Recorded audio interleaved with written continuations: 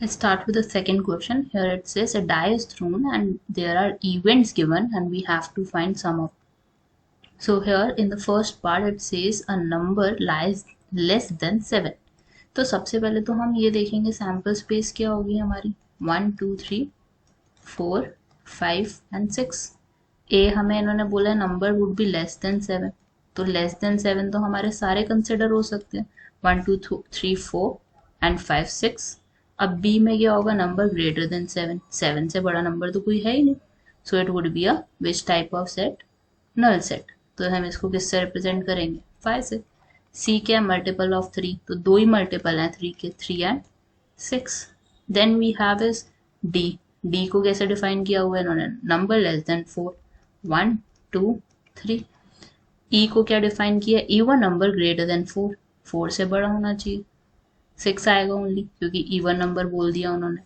F क्या माना जाएगा हमारा number not less than 3.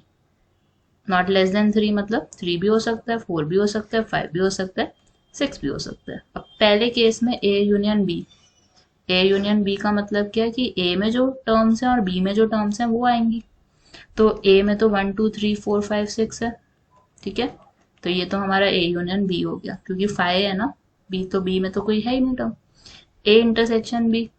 A intersection B का मतलब क्या होता है कॉमन देखोगे, तो ए इंटरसेक्शन बी में कोई भी टर्म कॉमन नहीं है तो 5 सेट हो जाएगा ये भी हमारा. Then we have is B union C. B union C का मतलब क्या अगेन जो टर्म्स हमारी बी में भी है और सी में भी है, तो बी में तो कोई है नहीं तो सी वाली लिखी जाएंगी. Then we have is E intersection F. E intersection F का मतलब क्या है your terms that are common between E and F. E और एफ में क्या कॉमन है 6. Then we have is D intersection E. D intersection E में क्या आएगा आपका common terms which are between D and E. Nothing is common तो 5 आ जाएगा.